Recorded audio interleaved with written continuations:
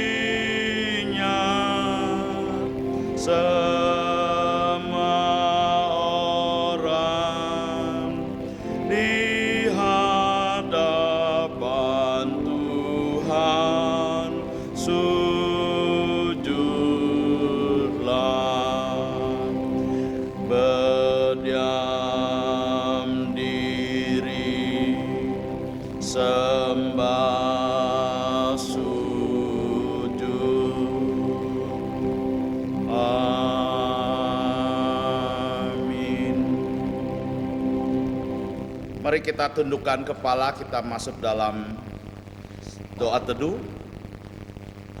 Dengarlah firman Tuhan. Injil Yohanes pasal 15 ayat 9 dan 10. Seperti Bapa telah mengasihi aku, demikian juga aku telah mengasihi kamu.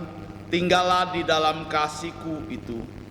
Jikalau kamu menuruti perintah-Ku, kamu akan tinggal di dalam kasih-Ku, seperti aku menuruti perintah Bapa-Ku dan tinggal di dalam kasih-Nya.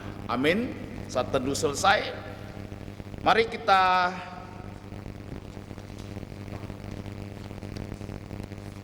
kita bangkit berdiri. Kita memuji Tuhan 49. Nomor 49, ku bersyukur Ia tebusku.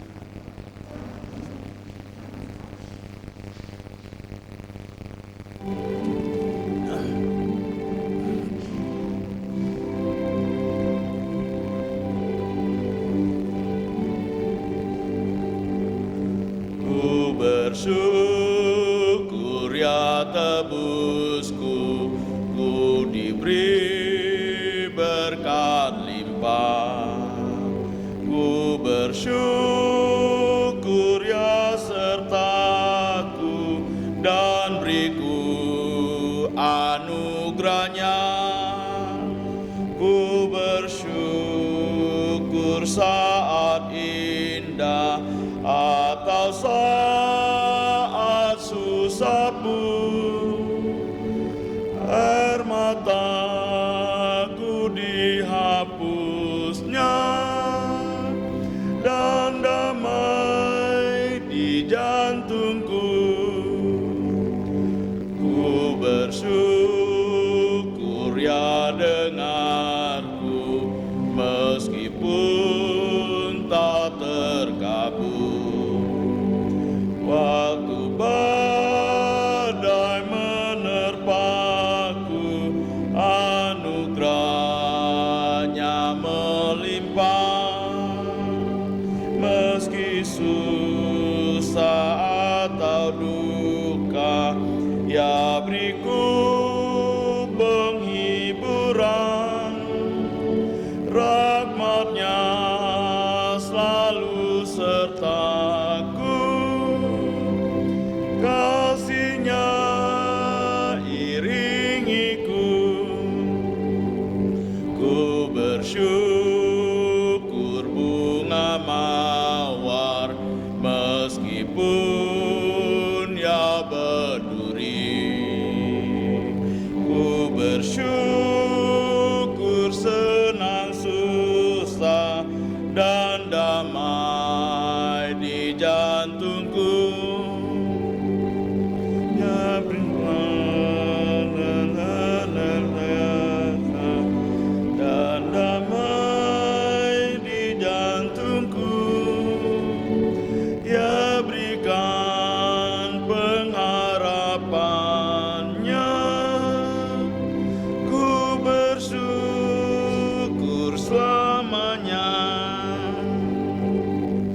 Mari kita tundukkan kepala, kita masuk dalam doa.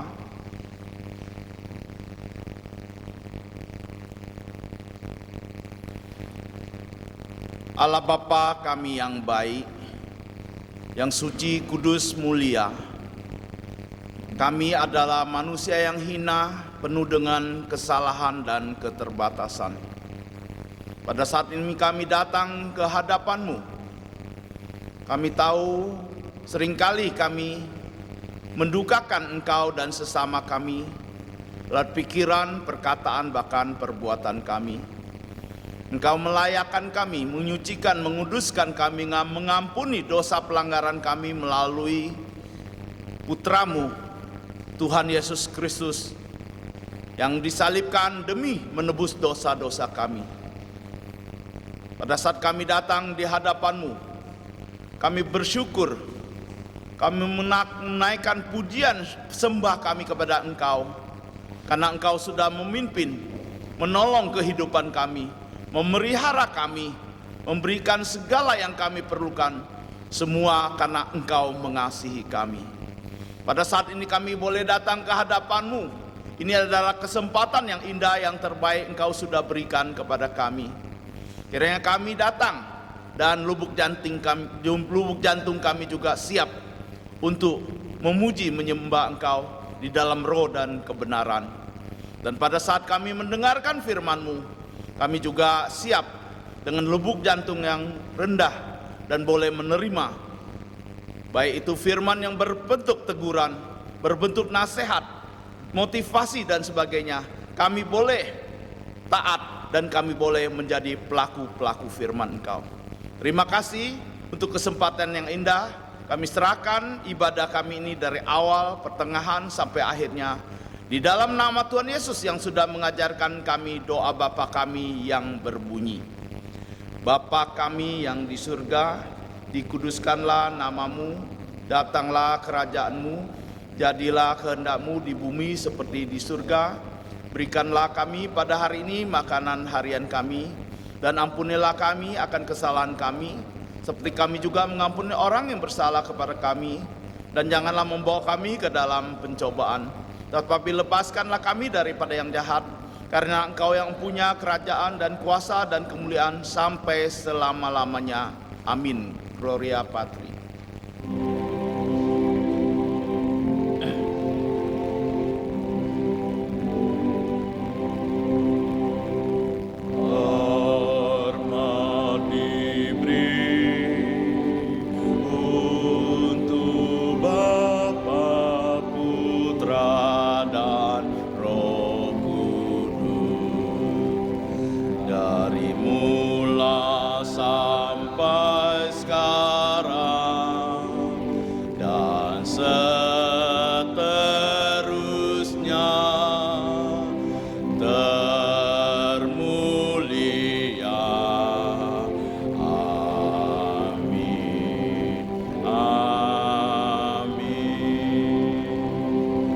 Saudara-saudari, silakan duduk.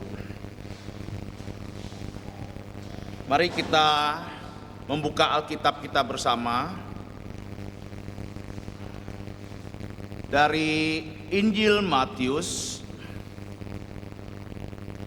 pasal 26 ayat 57 sampai 68. Injil Matius pasal 26 ayat 57 sampai 68. Kita akan membacakannya secara bertanggapan.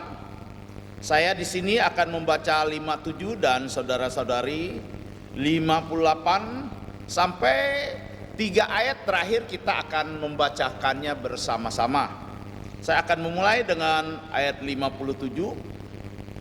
Sesudah mereka menangkap Yesus, mereka membawanya ke hadapan Kayafas, imam besar. Di situ telah berkumpul ahli-ahli Taurat dan tua-tua.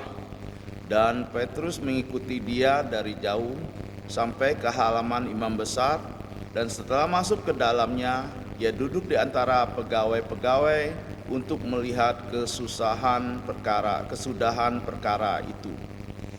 Imam-imam kepala malah seluruh mahkamah agama mencari kesaksian palsu terhadap Yesus supaya ia dapat dihukum mati.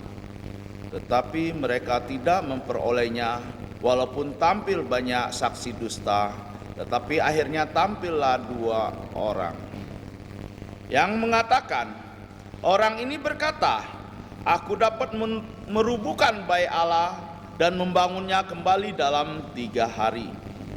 Lalu imam besar itu berdiri dan berkata kepadanya, tidakkah engkau memberi jawab atas tuduhan-tuduhan saksi-saksi ini terhadap engkau? Tetapi Yesus tetap diam, lalu berkata kepada imam besar itu kepadanya, demi Allah yang hidup, katakanlah kepada kami, apakah engkau Mesias, putra Allah atau tidak? Jawab Yesus, engkau telah mengatakannya. Akan tetapi aku berkata kepadamu, mulai sekarang kamu akan melihat Putra Manusia duduk di sebelah kanan yang Maha Kuasa dan datang di atas awan-awan di langit. Maka imam besar itu mengoyakkan pakaiannya dan berkata, ia menghujat Allah, untuk apa kita perlu saksi lagi? Sekarang telah kamu dengar hujatnya.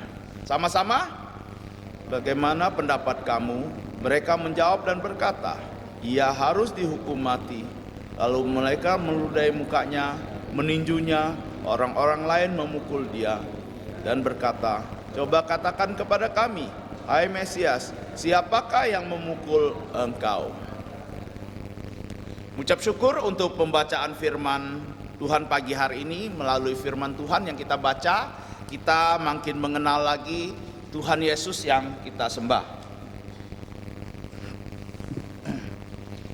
Kita akan memuji Tuhan kembali dengan nomor 265. 265.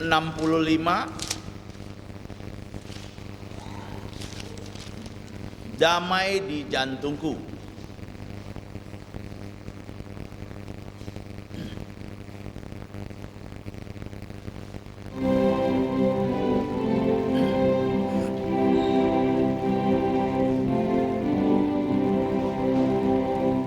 Damai di jantungku, bukan dari dunia, selamanya jadi milikku. Meski awan gelap yang menutupiku, ku ada damai di jantungku. Di dalam jantungku, dia milikku. Di dalam jantungku ada senang. Dia takkan tinggalkanku. Inilah janjinya. Ku tak tinggalkanmu, dia milikku. Damainya yang indah penuhi jantungku. Umat semua memujinya. Gelap jadi terang, susah pun lenyaplah. Yesus sumber berkat yang indah. Di dalam jantungku, dia milikku. Di dalam jantungku ada senang. Dia takkan tinggalkanku. Inilah janjinya. Ku tak tinggalkanmu, dia milikku.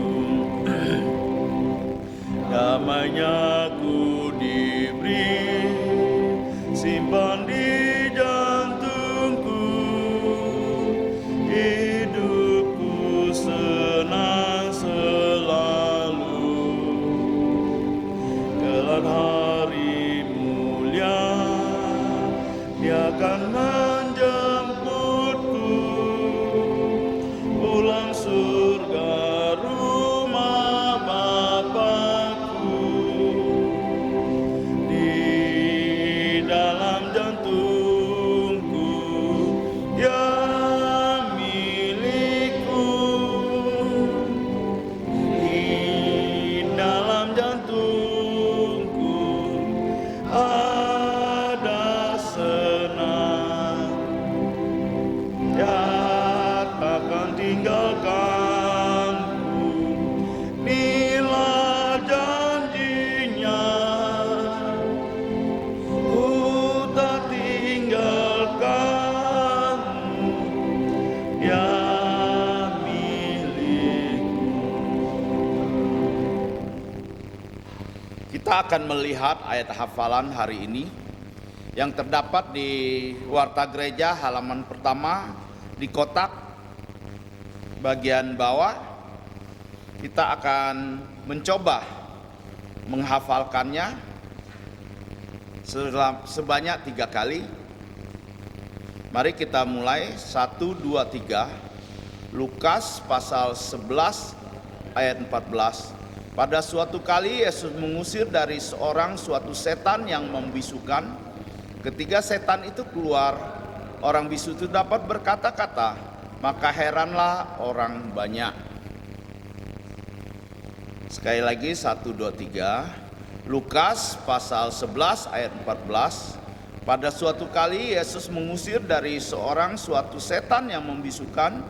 Ketika setan itu keluar, orang bisu itu dapat berkata-kata, maka heranlah orang banyak.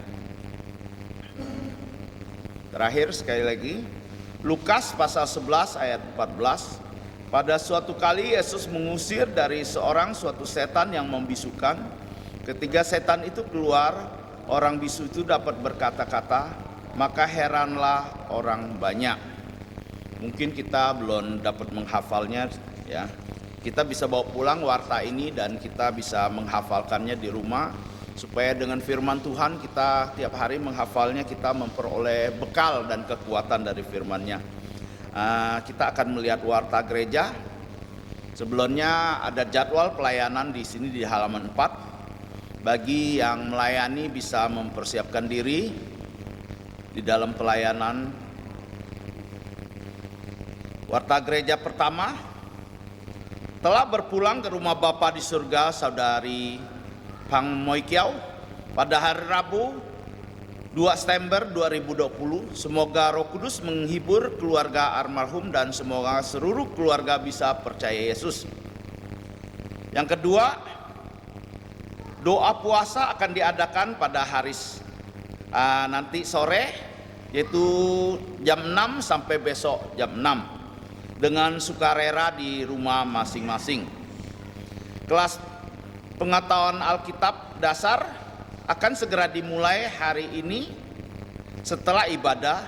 Jemaat yang sudah mendaftarkan bisa berkumpul setelah ibadah di ruang Yohanes.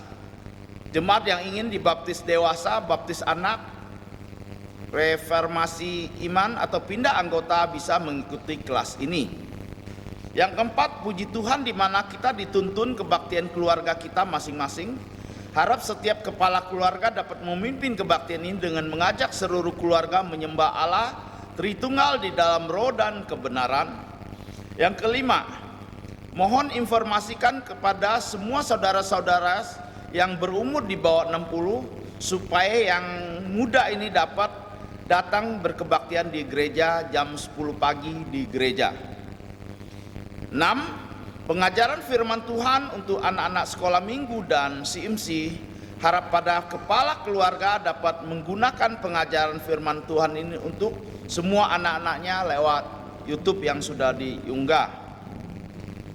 7. Doakan pembelajaran jarak jauh TKKC dan SDKC supaya anak-anak dan guru sehat dan berhikmat belajar dan mengajar ilmu dan hikmat firman Tuhan. Saya kira hari ini tidak ada yang pertama kali ya.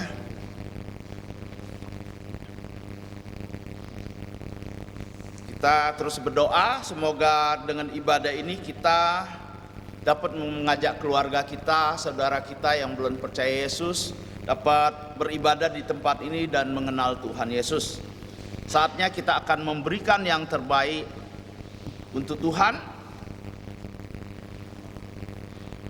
Kita akan memuji Tuhan 120 sambil memberikan persembahan.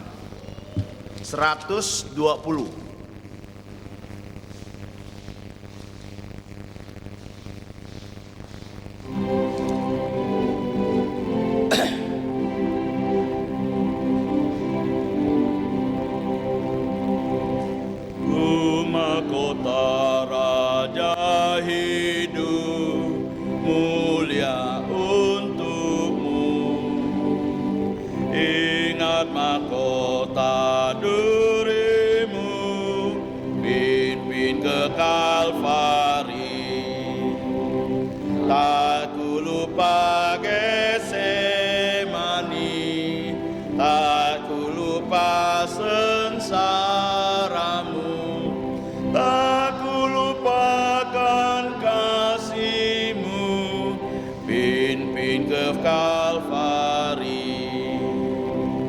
Dia terbaring dalam kubur, murid pun bersedih.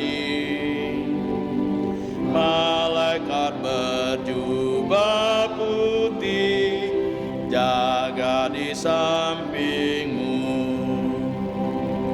Tak ku lupa Getsemani, tak ku lupa sengsaramu, tak ku lupakan kasihmu, pimpin ke Kalvari. Maria di pagi hari datang ke kuburmu, namun kosonglah kuburmu, engkau telah bangkit. Tak ku lupa Getsemani, tak ku lupa sengsaramu, tak ku lupakan kasihmu, pimpin ke Kalvari. Ayat ketiga kita berdiri.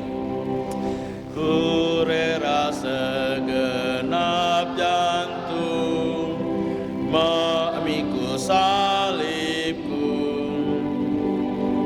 terima cawam besertamu, pimpin ke Kalvari. Tak ku lupa Getsemani, tak ku lupa sengsaramu, tak ku lupakan kasihmu, pimpin ke Kalvari. Doksologi.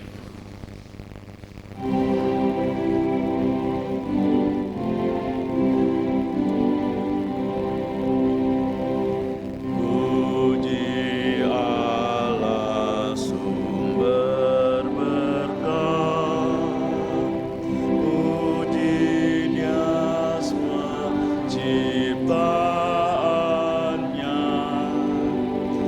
puji Dia para malaikat, Bapa, Putra, dan Roh Kudus. Amin. Sekali lagi kita masuk dalam doa. Allah Bapa kami yang ada di surga, sumber berkat kami, yang bertakhta di surga, menurunkan berkat-Mu dari surga untuk kami yang ada di bumi ini. Orang-orang yang berharap, orang-orang yang senantiasa mengasihi Engkau dan melakukan firman-Mu. Terima kasih untuk berkat-berkat-Mu, berkat jasmani, berkat kesehatan, berkat kekuatan, dan berkat rohani kami yang telah Engkau berikan. Secara khusus di pagi ini kami datang mengucap syukur dengan mengembalikan sebagian berkat yang sudah Engkau berkati kami. Itu adalah tanda ucapan syukur kami kepada Engkau, tanda terima kasih kami kepada Engkau, karena Engkau sudah memberkati kami. Tangan-tangan yang sudah memberi, Engkau berjanji akan memberkatinya dengan berkat jasmani maupun rohani mereka. Kiranya apa yang sudah kami bawa di hadapan-Mu, Engkau menerima dan Engkau memakai untuk memperluas kerajaan-Mu di tempat ini sampai di seluruh dunia. Kami berdoa, bukan hanya kami mempersembahkan berkat secara materi di hadapan-Mu, kami juga boleh mempersembahkan diri kami. Itu persembahan yang hidup, dan pakai hidup kami untuk memenangkan jiwa-jiwa, memberitakan firman-Mu, menjadi saksi-saksi dimanapun kami berada sampai kedatangan-Mu yang kedua kali. Terima kasih untuk kesempatan kami boleh mengucap syukur atas persembahan kami. Dalam nama Tuhan Yesus kami ucap syukur berdoa. Amin. Saudara-saudari silakan duduk. Tiba saatnya kita menenangkan diri di hadapan Tuhan, mempersiapkan lubuk jantung kita untuk menerima kebenaran firman-Mu. Hari ini yang akan menyampaikan firman Tuhan dan doa pengembalaan yaitu Guru Injil Peter Yoksan dengan tema Yesus diadili oleh pemimpin Yahudi. Waktu dan tempat kami persilahkan. Saudara-saudari yang saya kasih dalam Tuhan Yesus Kristus, selamat pagi. Sebelum kita mendengarkan firman Tuhan, mari kita berlutut, kita akan bersatu dalam doa. Namun sebelum kita berdoa, mari kita mengaku dosa-dosa kita di hadapan Allah kita yang kudus, supaya darah Tuhan Yesus menghapus semua dosa kita, dan kita dapat dipenuhi oleh Roh Kudus untuk menerima firman Tuhan. Setelah itu menerima roti dan cawan dari Tuhan kita Yesus Kristus. Mari kita bersatu dalam doa.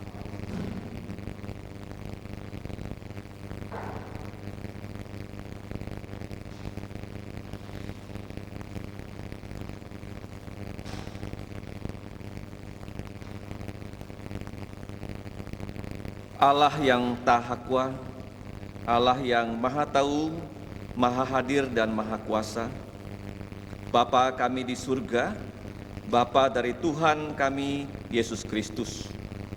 Pada saat ini kami datang bersujud di hadapan Engkau. Kami tahu Engkau adalah Allah yang berbelas kasihan, beranugerah, sehingga kami orang berdosa selalu dapat datang kepada Engkau melalui Putra-Mu Tuhan Yesus untuk minta pengampunan dosa. Karena Tuhan Yesus demi dosa-dosa kami, Ia telah mati di atas kayu salib. Darahnya yang mengalir di atas bukit Kalvari dapat menghapus dosa seluruh dunia. Teristimewa kami anak-anak-Mu yang datang meminta pengampunan dosa. Engkau pasti menghapus dosa-dosa kami. Ya Bapa, ampunilah dan hapuskanlah dosa yang sudah kami lakukan di dalam pikiran, perkataan, dan perbuatan. Dan kami berdoa supaya Roh Kudus menaungi kami, agar kami bisa menerima firman-Mu. Dan setelah itu kami dapat menerima roti yang melambangkan tubuh Yesus yang tak ada dosa, tapi mati untuk dosa-dosa kami. Cawan yang melambangkan darah Tuhan Yesus, darah perjanjian baru, sehingga kami orang-orang yang tak bersunat pun dapat diampuni dosanya karena kabar baik tentang Tuhan Yesus. Ya Bapa, kami serahkan kehidupan kami kembali ke dalam tangan-Mu. Di antara kami yang mendengarkan firman-Mu, jikalau ada mereka yang belum percaya Yesus, pada saat mereka mendengarkan tentang Tuhan Yesus, Roh Kudus bekerja agar lubuk jantung mereka terbuka untuk menerima Yesus sebagai juru selamat yang menyelamatkan manusia, bukan hanya dari dosa, tapi dari api neraka yang kekal. Ya Bapa, kami bersyukur untuk kebaikan-Mu yang telah memimpin kehidupan kami anak-anak-Mu selama 8 bulan. Kami sudah masuk bulan ke-9 dari tahun Tuhan Yesus yang ke-2020. Dan pada tahun ini kami melihat kekacauan dari dunia yang masih tetap dilanda oleh krisis kesehatan yaitu COVID-19. Ya Bapa, kami serahkan semua kami, anak-anak-Mu, supaya kami tetap bisa menjadi saksi Tuhan Yesus dimanapun kami berada. Sebagai pelajar, kami mau belajar secara daring dengan baik dan menjadi saksi untuk keluarga kami yang belum percaya Tuhan Yesus. Yang bekerja juga Engkau jaga keluar masuknya, berikanlah bukan hanya kesehatan tubuh, tapi juga kesehatan rohani. Yang mengalami problema kehidupan, kami tahu hanya Tuhan Yesus yang bisa menolong kami atas semua pergumulan kehidupan yang kami hadapi, baik itu masalah rumah tangga, masalah ekonomi, dan juga masalah kesehatan, dan juga masalah pendidikan. Kiranya Engkaulah yang menolong kami. Ya Bapa, kami serahkan juga untuk anak-anak yang saat ini berada di kelas untuk belajar firman-Mu. Engkau pimpin mereka bersekolah minggu sehingga mereka bisa lebih dekat kepada Tuhan Yesus. Yang belum sungguh-sungguh percaya bisa sungguh-sungguh percaya. Dan juga kebaktian-kebaktian keluarga di rumah, kiranya melalui kebaktian keluarga, keluarga dapat dibangun kerohaniannya dan semua anggota keluarga bisa percaya Tuhan Yesus. Ya Bapa, kami juga bersyukur untuk PDA, pengetahuan dasar Alkitab yang kelasnya akan dimulai setelah kebaktian ini. Tolonglah para pemuda-pemudi, remaja-remaji yang sudah mendaftarkan diri, bahkan mereka kelak yang akan belajar di rumah. Melalui pelajaran ini mereka sungguh-sungguh mengenal Allah Tritunggal dan percaya kepada Allah Tritunggal melalui Tuhan Yesus. Ya Bapak, sekali lagi kami berdoa juga untuk bangsa dan negara Indonesia. Kiranya Engkau berbelas kasihan agar Injil Tuhan Yesus dan firman-Mu bisa diberitakan dengan murni dan berani, mulai dari terbitnya matahari di sebelah timur di Irian sampai ke barat yaitu di Aceh. Engkau juga memberikan hikmat bijaksana kepada Presiden dan para pembantunya, pemimpin-pemimpin di daerah untuk menangani krisis yaitu kesehatan dan juga resesi ekonomi yang mengancam di depan mata. Kami juga mohon belas kasihan-Mu untuk anak-anak-Mu yang saat ini mengalami yaitu kelemahan ekonomi karena mereka tidak punya pekerjaan yang tetap ataupun mereka sama sekali tidak bisa bekerja. Tolonglah ya Bapa atas segala pergumulan kami. Kami sekarang mau mendengarkan firman-Mu. Kami percaya Roh Kudus akan menjadi guru kami, sehingga bukan hanya kami mengerti firman-Mu, kami mau percaya, kami juga mau menjadi pelaku dan juga pewarta firman-Mu. Demikian ya Bapa doa kami, hanya dalam nama Tuhan Yesus kami berdoa dan berterima kasih. Amin. Silakan duduk. Kita bersyukur pada minggu ini pas dengan perjamuan kudus kita juga belajar tentang kesengsaraan Tuhan Yesus di akhir dari kehidupannya di muka bumi. Tadi kita sudah membaca dari Injil Matius dan juga kesaksian tentang penderitaan Yesus karena dia dihakimi atau diadili secara paling tidak adil oleh para pemimpin Yahudi. Itu juga dapat kita baca di keempat Injil, bukan hanya Matius tapi juga Markus, Lukas, dan Yohanes. Kalau kita membuka Injil Tuhan Yesus itu tercantum di perikop 202. Yesus diadili oleh mahkamah agama Yahudi yang bernama Sanhedrin. Nah, kita belajar 4 hal pada pagi hari ini. 3 hal yang pertama itu mengatakan kepada kita mengapa Tuhan Yesus itu diadili oleh pengadilan yang paling tidak adil. Di pengadilan itu harusnya orang mendapatkan keadilan. Nah, kalau kita lihat apa tuh definisi dari keadilan? Kalau kita tahu sila yang kelima dari Pancasila adalah keadilan sosial untuk seluruh rakyat Indonesia. Jadi kita sebagai orang Indonesia harus tahu apa itu adil. adil adalah hukum itu dilaksanakan dengan tegak lurus. Hukum dilaksanakan tanpa pandang bulu. Siapa yang mentaati hukum akan mendapatkan hadiah, siapa yang melanggar hukum akan diadili dan dibuktikan dia melanggar hukum dan dihukum setelah dihakimi. Itulah kata adil. Adil merupakan satu dari begitu banyak sifat Allah. Allah itu kasih, tapi dia juga adil. Dia kasih, dia tidak mau kita itu dihukum selama-lamanya dalam neraka, tetapi dia juga adil. Jadi semua dosa yang sudah dilakukan oleh manusia, mulai dari Adam ya sampai manusia yang terakhir, itu semuanya harus dihakimi dan dihukum. Nah, kalau kita lihat orang yang dinyatakan bersalah di pengadilan, mereka akan dimasukkan ke dalam penjara. Nah, sekarang penjaranya Allah itu di mana? Penjara Allah itu adalah neraka namanya. Setelah itu danau api kalau kita baca dari kitab Wahyu. Nah, sebenarnya neraka ini dan danau api bukan disediakan untuk manusia, tetapi disediakan untuk malaikat-malaikat yang sepertiga itu yang sudah memberontak terhadap Tuhan. Itu yang Tuhan katakan. Tetapi kalau manusia tidak mau percaya Tuhan Yesus, dengan terpaksa Allah akan melemparkan orang yang tidak mau percaya Yesus ke dalam danau api. Dan pagi ini kita akan belajar 3 hal. Pertama, kenapa Tuhan Yesus itu diadili di pengadilan yang paling tidak adil. Nah, kalau kita membaca dari ayat 57, sesudah mereka, ini gerombolan yang sudah kita pelajari minggu yang lalu, bulan yang lalu, mereka menangkap Yesus dan mereka ini membawa Yesus menghadap Kayafas, imam besar. Nah, di situ sudah berkumpul ahli-ahli Taurat dan tua-tua. Nah, pengadilan ini adalah pengadilan yang paling tidak adil. Yang pertama-tama yang mengadili Yesus itu adalah para penjahat, yang Tuhan Yesus pernah namakan mereka sebagai penyamun di bait Allah.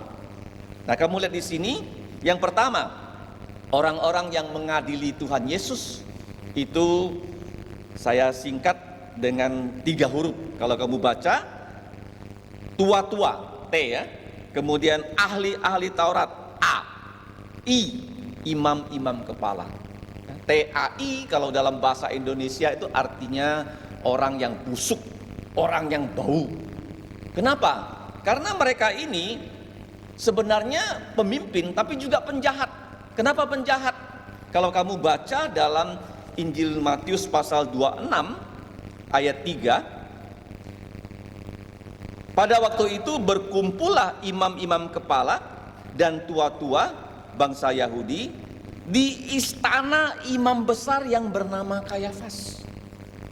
Kamu bayangkan ya, seorang imam besar sampai punya istana.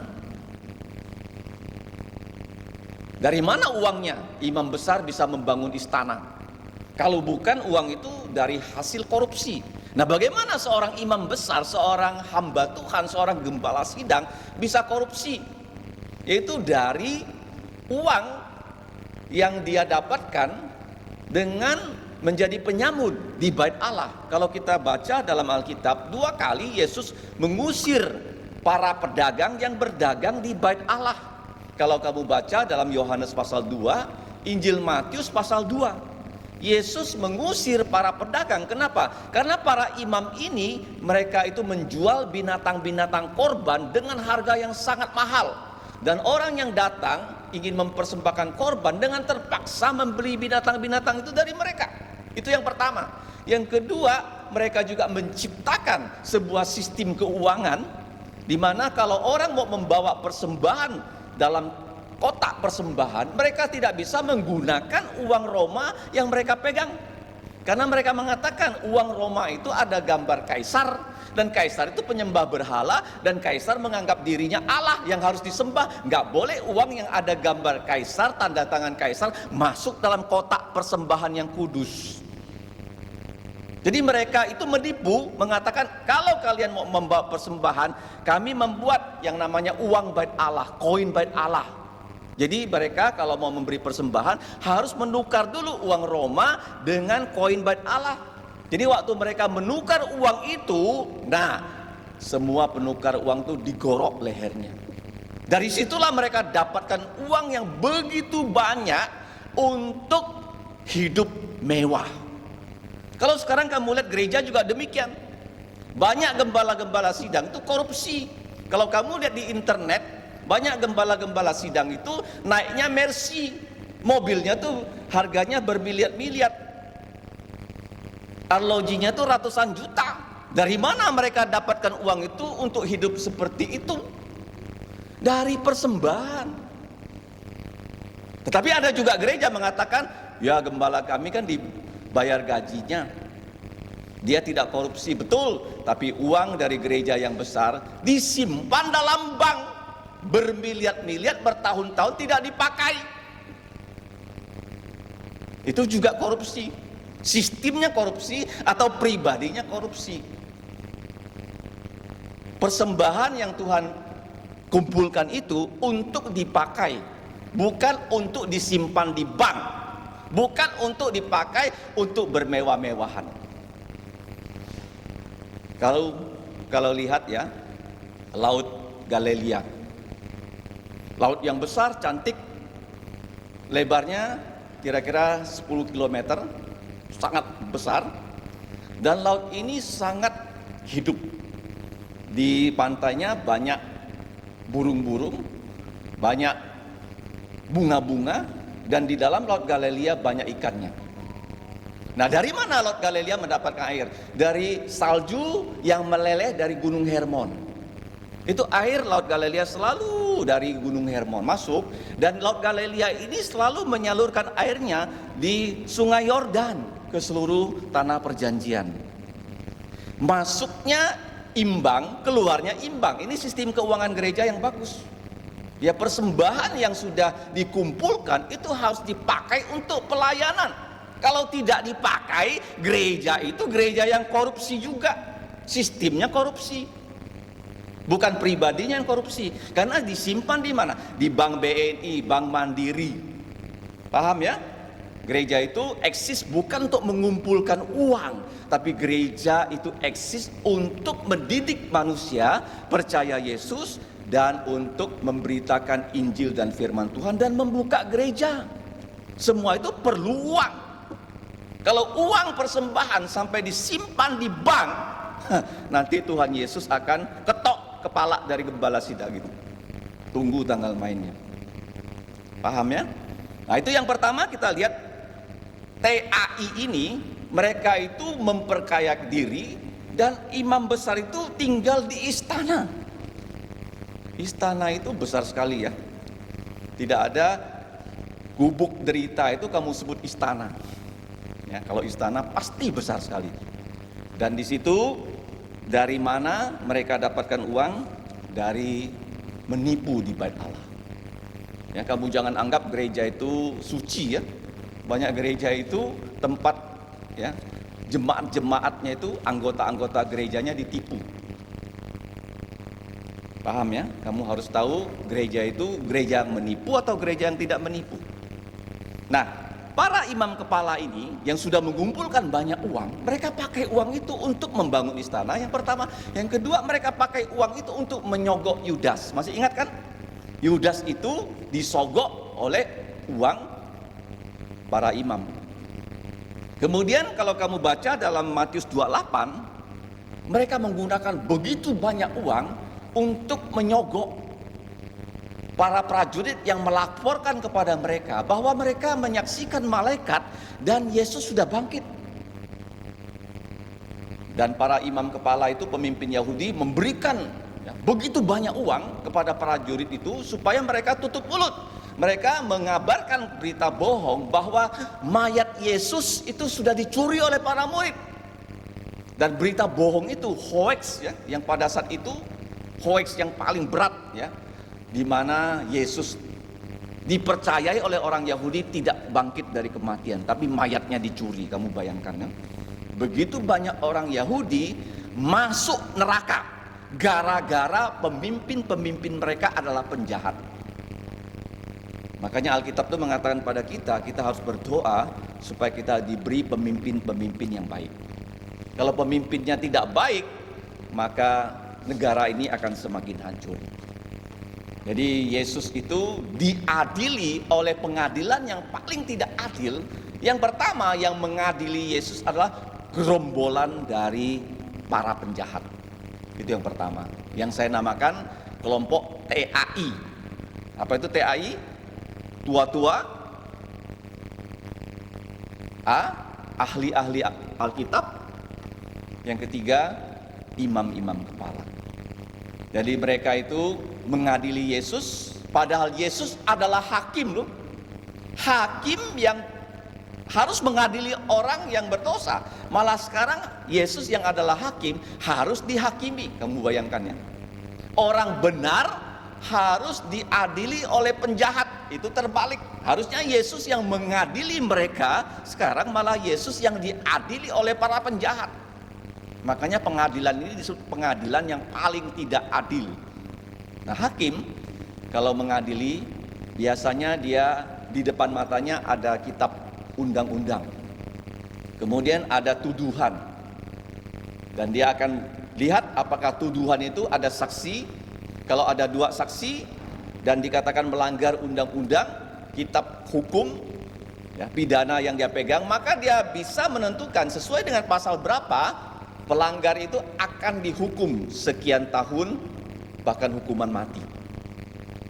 Jadi hakim itu tidak memandang siapa yang berada di ruang sidang itu. Apakah dia kaya, dia miskin. Jadi kalau kamu lihat ya, semboyan dari pengadilan, hakim itu akan memegang timbangan dan memegang pedang. Kemudian matanya tertutup. Dia tidak mau memandang muka.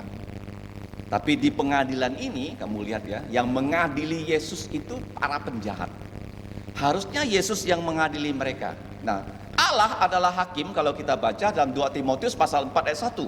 Dia akan menghakimi bukan hanya orang yang hidup saja loh, tapi dia juga menghakimi orang-orang yang sudah mati. 2 Timotius 4 ayat 1. Nah, sekarang yang kedua, kenapa alasan dari pengadilan yang mengadili Yesus itu adalah pengadilan yang paling tidak adil? Nah, kalau kita baca di sini, sesudah mereka menangkap Yesus, itu terjadinya di malam hari. Timingnya, ya, temponya. Mana ada pengadilan yang dimulai di malam hari? Ya kan? Pengadilan itu selalu dimulai pada pagi hari. Kalau sidangnya tidak selesai, bisa dilanjut sampai malam hari. Ya, kalau kita melihat sengketa pilpres kan, pada saat pembacaan keputusan itu ya, dari pagi sampai tengah malam kita bisa saksikan secara live di televisi nasional. Tetapi ini pengadilan yang dimulai di malam hari. Kenapa mereka memulai pengadilan pada malam hari? Karena mereka menangkap Tuhan Yesus ya, setelah Yesus berdoa di Taman Getsemani. Itu antara jam 9 sampai jam 12, mereka sudah mengadili Tuhan Yesus sebanyak 3 kali. 3 kali. Dimulai dengan Anas. Nah, Anas itu adalah mertua dari Kayafas, itu mantan imam besar. Jadi Yesus langsung dibawa kepada Anas, langsung diadili. Kemudian dibawa kepada Kayafas, diadili. Setelah itu yang tadi kita baca, Yesus diadili oleh TAI. Tua-tua semua berkumpul, ahli-ahli Taurat semua berkumpul, imam-imam kepala juga berkumpul pada malam hari. Nah, Yesus itu kalau kita baca sebelum dia disalib, dia diadili sebanyak 6 kali loh. Kenapa Yesus sampai diadili sebanyak itu? Itu mengatakan kepada kita, setiap kita manusia satu saat nanti harus masuk di pengadilan Tuhan. Ingat ya, siapapun kamu bisa orang desa, kamu bisa orang kota, kamu bisa laki-laki, wanita, terpelajar, tidak terpelajar, kamu bisa rakyat biasa atau pejabat paling tinggi, semuanya harus menghadap Tuhan Yesus. Kalau kamu sekarang percaya Yesus akan bertemu dengan kamu sebagai penyelamat kamu. Tetapi kalau kamu tidak mau percaya Yesus, Yesus akan menghakimi orang yang hidup dan yang mati. Ibrani 9:7 berkata, manusia mati satu kali, setelah itu ada penghakiman. Nah, kita lihat di malam hari, orang-orang Yahudi itu langsung mengadili Yesus. Kenapa? Karena mereka sudah lama ingin menangkap Yesus. Mereka sudah benci sekali sama Tuhan Yesus. Tuhan Yesus ya, kalau kamu lihat ya, selalu menegur ya para pemimpin agama ini, tapi mereka tidak pernah mau bertobat. Kalau kamu baca dalam Matius 23, Tuhan Yesus bahkan ya dengan keras sekali berkata, celakalah kamu, celakalah kamu, celakalah kamu. Kalau bahasa kasarnya ya, mampus lu, mampus lu, mampus lu. Ya, kira-kira begitu loh kata celaka itu. Binasa kamu, masuk neraka kamu, masuk neraka kamu. Itu kata yang paling keras yang Tuhan Yesus pakai 8 kali terhadap para pemimpin yang adalah penjahat. Tapi mereka itu tidak mau bertobat. Tuhan Yesus itu bukan hanya bisa menunjukkan kepada kita penyakit kita. Nah, contohnya begini. Kalau tubuh saya sehat, saya pijat-pijat begini, kira-kira sakit enggak? Enggak kan? Tetapi kalau tubuh ini saya pijat, di sini terasa sakit, berarti ada penyakitnya. Nah, orang Farisi, kemudian ahli Taurat dan para imam itu, TAI itu semuanya sakit dari atas sampai bawah. Dan Yesus bukan hanya bisa menunjukkan kita itu sakit, ya seperti kalau kita sekarang mendengarkan firman Tuhan, seolah-olah pengkhotbah itu sedang membongkar kejahatan kamu, padahal dia nggak tahu apa yang kamu lakukan. Tapi kalau kamu ditegur oleh firman Tuhan, kamu harus bertobat. Tuhan Yesus itu bukan hanya bisa menunjukkan penyakit kita, tapi dia bisa menyembuhkan semua penyakit kita. Misalnya begini, ya, kamu masih suka sesuatu yang merupakan dosa. Kamu tahu itu dosa. Ya, contohnya sudah percaya Yesus, tapi masih mabok-mabokan. Itu artinya apa? Dosa. Sudah percaya Yesus, tapi masih mau mencintai yang namanya puntung maut begini gitu ya. Ya kan? Itu kan kita tahu merusak tubuh, itu juga dosa. Jadi Tuhan Yesus bukan hanya memberitahu kita bahwa kita berdosa, dia bisa memberi kita kekuatan untuk meninggalkan ya, kebiasaan dosa itu. Contohnya Maria Magdalena dikatakan oleh Alkitab dirasuki oleh 7 roh jahat. Tuhan Yesus usir itu 7 roh jahatnya. 7 roh jahat itu saya percaya itu membawa Maria Magdalena berdosa. Dan Tuhan Yesus bisa mengubah kita.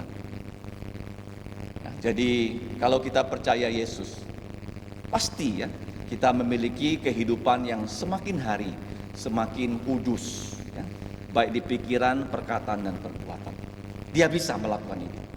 Ya, manusia tidak bisa, kamu tidak bisa. Tapi Yesus bisa memampukan kamu. Jadi para pemimpin ini walaupun ditegur, mereka tidak mau bertobat dan mereka semakin benci sama Yesus. Nah, ini yang saya katakan, kalau kamu ditegur dosanya, kamu tidak mau bertobat, ya kamu bisa semakin keras lubuk jantungnya. Seperti Firaun, ya diberi tulah 1 kali dia tidak mau bertobat, tulah 2, tulah 3, tulah 9, tulah 10 dia tidak mau bertobat, bahkan dia mengejar bangsa Israel. Dan akhirnya dia mati tenggelam di Laut Merah. Jadi teguran firman Tuhan itu harus membawa pertobatan. Kalau kamu mendengarkan firman Tuhan, kamu ditegur untuk bertobat, bertobatlah sekarang. Jangan keraskan lubuk jantung kamu. Nah, kita lihat para pemimpin ini, mereka tidak mau bertobat, malah mereka semakin benci sama Yesus. Mereka sekarang berhasil menangkap Yesus. Nah, sekarang mereka pada malam hari itu juga menyelenggarakan pengadilan untuk mengadili Yesus. Jadi alasan 3 kenapa pengadilan yang paling tidak adil. 1, karena pengadilnya adalah para penjahat. Yang kedua, waktu pengadilannya itu terjadi di malam hari. Yang ketiga, kalau kita lihat ya, ayat 58 akan kita lewatkan, akan kita bahas minggu depan tentang Petrus yang menyangkal Yesus. Kita sekarang lihat ayat 59. Imam-imam kepala malah seluruh mahkamah agama, ini jumlahnya 70 orang yang bernama Sanhedrin, mencari kesaksian palsu terhadap Yesus. Kalau pengadilan yang adil, kesaksian itu adalah kesaksian yang asli, tidak boleh palsu. Itu diperingatkan dalam 10 hukum yang ke-9. Apa bunyinya? Jangan kamu bersaksi dusta untuk mencelakakan tetangga kamu. Jadi kalau kita lihat di Alkitab, yang pernah menggunakan kesaksian palsu untuk mencelakakan orang itu adalah istri dari raja yang sangat jahat. Raja ini bernama Ahab, istrinya bernama Isabel. Dikatakan Ahab ketika melihat kebun anggur Nabot, dia mau membeli kebun anggur Nabot itu dari Nabot. Padahal Alkitab mengatakan tanah perjanjian itu adalah milik pusaka yang tidak boleh dijual belikan. Jadi raja sekalipun nggak bisa beli kebun anggur dari orang lain, nggak boleh. Jadi raja ini yang ditolak oleh Nabot karena Nabot tahu itu adalah sesuai firman, nggak boleh dijual, walaupun raja yang mau beli nggak boleh jual. Dan Ahab pulang dengan sedih, ketemu dengan istrinya yang bernama Isabel. Isabel bertanya pada dia, kok kamu sedih jadi raja? Ya, tadi saya mau beli kebun anggur Nabot, dia nggak mau jual. Oh, gampang, dia bilang. Saya akan carikan 2 saksi palsu, 2 preman, dan mereka akan menuduh Nabot menghujat Allah, dan kita lempari dia sampai mati dengan batu, dan kebun anggur Nabot itu kamu ambil aja. Itu saksi palsu. Ya, saksi palsu yang mencelakakan orang lain. Dan mereka di sini itu memanggil saksi-saksi palsu. Nah, saksi-saksi palsu itu tentu bernyanyi di pengadilan ini untuk membuktikan bahwa Yesus itu bersalah. Dan kalau kita lihat di sini, mereka mempersoalkan apa? Begitu banyak saksi palsu yang tampil, ayat 60, tetapi kesaksian mereka itu semuanya adalah dusta, bohong. Ya, kalau di pengadilan dikatakan siapa yang berani bersaksi dusta, dia itu akan dihukum loh. Jadi di pengadilan itu tidak boleh ada kesaksian palsu, semua harus kesaksian yang asli. Kalau ada orang berani berbohong di pengadilan dan ditemukan oleh hakim orang itu berbohong, maka saksi itu akan dimasukkan ke dalam penjara. Jadi kamu lihat di sini, para pengadil itu mereka menyogok ya saksi-saksi palsu supaya mereka bersaksi palsu untuk mencelakakan Tuhan Yesus. Nah, kemudian tampil 2 orang. Orang ini ya mengatakan dia, Tuhan Yesus, ayat 61, dapat merubuhkan bait Allah dan membangunnya dalam 3 hari. Jadi antara mereka begitu banyak kesaksian-kesaksian, inilah yang dipercaya bisa menjatuhkan Tuhan Yesus. Kenapa? Karena Tuhan Yesus ya waktu membersihkan bait Allah, dia pernah berkata, ya, apa kata Tuhan Yesus? Dia berkata begini, runtuhkanlah bait Allah dan aku akan membangunnya dalam 3 hari. Bait Allah yang Tuhan Yesus maksud itu bukan bait Allah yang sudah runtuh satu kali di zaman Raja Nebukadnezar, kemudian dibangun lagi oleh Zerubabel ya di zamannya Raja Koresi. Tetapi bait Allah waktu Yesus berkata runtuhkanlah bait Allah, dia menunjuk kepada tubuhnya. Jadi kamu sekalian mau membongkar bait Allah ini, artinya kamu nanti akan dapat izin dari Allah untuk menyalibkan Yesus. Memang dia akan mati, akan runtuh bait Allah itu, tubuhnya sendiri akan mati, tapi dalam 3 hari dia akan membangunnya kembali. Artinya pada hari ketiga Yesus akan bangkit. Yesus tidak bermaksud bait Allah yang sudah dibangun kembali, tetapi di zaman Yesus pada tahun 30 sudah dibangun loh oleh raja yang bernama Herodes selama 46 tahun. Belum jadi itu bait Allah itu. Dan bait Allah itu akan jadi setelah Yesus disalib dan Yesus sudah naik ke sorga. 30 tahun kemudian baru jadi loh. Jadi tidak lama setelah Bait Allah itu jadi, tahun 70 diruntuhkan oleh Jenderal Titus dan tinggal tembok belakangnya. Nah, saya pernah dipimpin Tuhan ke kota Yerusalem. Nah, Bait Allah ini menghadap matahari terbit sebelah timur. Tetapi waktu Tuhan mengizinkan Bait Allah ini untuk diruntuhkan kedua kali, yang pertama oleh Raja Nebukadnezar, yang kedua oleh superpower yang adalah kerajaan Roma, itu semuanya runtuh, tinggal tembok bagian belakang. Nah, Bait Allah itu kan menghadap ke timur, menghadap matahari terbit. Nah, bagian belakang itu adalah tembok. Dan sekarang kalau kita ke Yerusalem, orang Yahudi mereka berdoa menghadap tembok. Menghadap mana? Tembok. Jadi Tuhan itu mengatakan yang bisa membangun Bait Allah adalah Tuhan. Paham ya? Kamu ingat ya, Daud mau membangun Bait Allah, Tuhan bilang nggak boleh, tangan kamu berlumuran darah. Kamu hanya boleh mengumpulkan bahan. Putramu Salomo yang membangunnya. Dan waktu mereka itu memberontak terhadap Allah, Tuhan kirim orang Babel meruntuhkan Bait Allah. Tetapi Tuhan katakan, ya, di zaman superpower, yaitu Raja Persia, Raja kebangsaan Iran yang bernama Kores, kalau kamu baca dalam Yesaya 45, dia akan mengizinkan orang Israel pulang dari Babel ke Yerusalem untuk membangun Bait Allah oleh Jerubabel. Dan Bait Allah yang dibangun oleh Jerubabel ini dipercantik oleh Raja Herodes, dan sampai di zaman Yesus belum jadi Bait Allah itu, belum jadi. Makanya Yesus ya tidak bermaksud membongkar Bait Allah itu pada saat itu, bukan. Nah, Yesus tahu nanti yang akan membongkar Bait Allah ini adalah tentara Roma di bawah pimpinan Jenderal Titus. Jadi waktu Yesus berkata, ya, bongkarlah Bait Allah, dia menunjuk kepada tubuhnya. Kenapa tubuh kita itu disebut Bait Allah? Kenapa? Karena kalau kamu percaya Yesus, Roh Kudus itu tinggal dalam lubuk jantung kamu. Kamu adalah Bait Allah. Jadi orang Kristen tidak boleh merusak tubuh. Orang Kristen tidak boleh tato. Kenapa tidak boleh tato? Karena merusak tubuh. Ya, orang Kristen tidak boleh konsumsi narkoba. Kenapa? Karena tubuh kita Bait Allah. Orang Kristen pun kenapa tak boleh merokok? Karena rokok bisa merusak kesehatan. Karena tubuh kamu Bait Allah. Makanya Yesus waktu dia dibaptis oleh Yohanes Pembaptis, Roh Kudus itu turun dalam bentuk burung merpati. Dan Yesus itu tubuhnya adalah Bait Allah. Itu yang dimaksud, bongkarlah Bait Allah ini dalam 3 hari, ya, pada hari Jumat dia disalib, pada hari Minggu dia bangkit dari kematian. Nah, jadi kita lihat yang pertama, pengadilan paling tidak adil karena yang mengadili Yesus adalah para penjahat. Yang kedua, pengadilan paling tidak adil karena timingnya itu adalah malam hari. Yang ketiga, kenapa pengadilan itu paling tidak adil? Karena tujuan mereka mengadili Yesus itu untuk membunuh Yesus.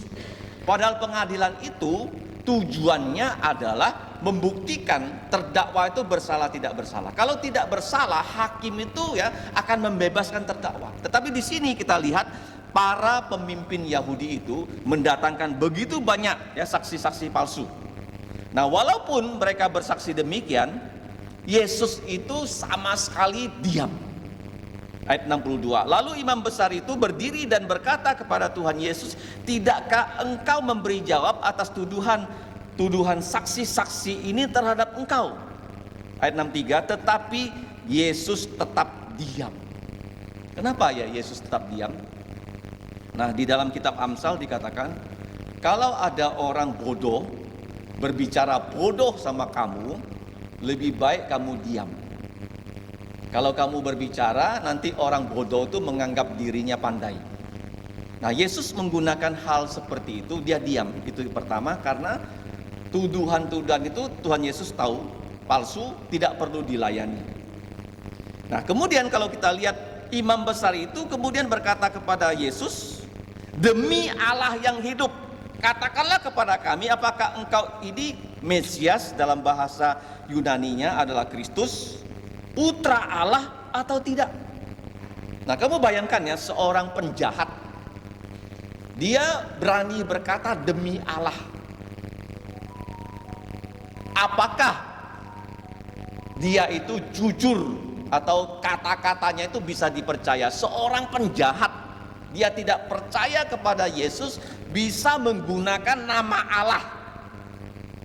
Tetapi pertanyaannya, apakah engkau adalah Mesias? Apa tuh Mesias? Mesias itu dalam bahasa Ibrani artinya yang diurapi. Jadi di dalam perjanjian lama ada 3 jabatan sebelum mereka melakukan tugas mereka harus diurapi dengan minyak zaitun. Yang pertama adalah nabi. Kenapa nabi perlu diurapi?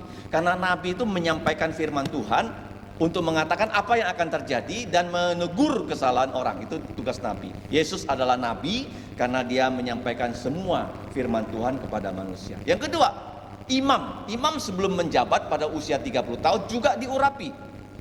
Imam itu adalah perantara antara Allah dan manusia.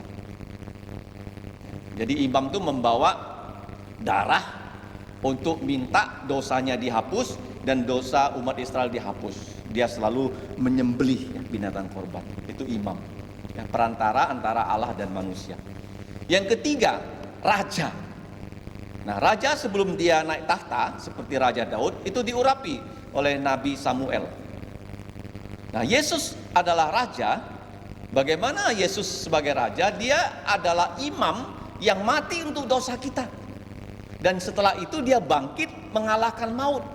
Nah, waktu Yesus ditanya, apakah engkau Kristus, apakah engkau putra Allah? Yesus menjawab bagaimana? Ayat 8, engkau telah mengatakannya, akan tetapi aku berkata kepadamu, mulai sekarang kamu akan melihat putra manusia duduk di sebelah kanan yang maha kuasa dan datang di atas awan-awan di langit. Nah, ayat ini adalah nubuatan yang sudah kita pernah baca di Mazmur 110. Nah, kenapa dikatakan oleh Tuhan Yesus putra manusia itu akan duduk di sebelah kanan Allah? Itu menandakan Yesus setelah dia mati, dia bangkit, setelah menampakkan diri, dia naik ke surga. Dan saya sering berkata, kenapa pada zaman modern ini manusia diizinkan untuk naik pesawat.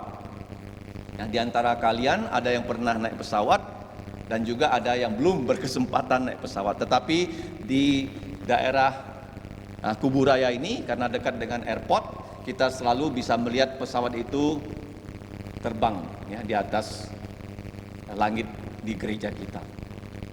Kalau kamu lihat pesawat, apa yang kamu bayangkannya? Kamu harus membayangkannya, Yesus itu naik ke surga, tapi dia tidak memakai pesawat. Kenapa? Karena setelah dia bangkit, dia punya tubuh mulia. Dan kalau kita percaya Yesus, kita juga akan diberi tubuh mulia. Dan di sini dikatakan Yesus yang naik ke sorga sudah duduk di sebelah kanan Allah yang maha kuasa. Nah, sekarang itu Yesus duduk di sebelah kanan Allah Bapa, dan di Alkitab sering berkata demikian. Ya, pernah dibuktikan oleh orang yang bernama Stefanus. Ketika dia dirajam dengan batu, dia melihat langit terbuka dan Yesus itu berdiri di sebelah kanan Allah Bapa menyambut kedatangan dia. Dan dikatakan di sini kelak dia akan datang di langit. Apa maksudnya? Artinya Yesus yang sudah naik ke sorga, waktu dia naik ke sorga itu disaksikan oleh orang di Bukit Zaitun, murid-muridnya. Waktu mereka memandang ke atas, tiba-tiba tubuh Yesus sudah tidak bisa dilihat karena ditutup awan. Jadi mereka terus memandang ke atas begini. Boleh dikatakan mereka itu bengong. Apa sih yang terjadi?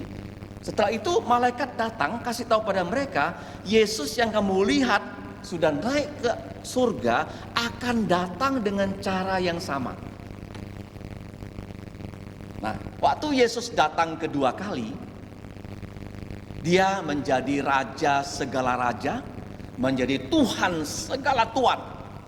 Dan kamu tahu enggak ya, raja dikatakan dalam Mazmur 110 itu akan mengalahkan semua musuhnya.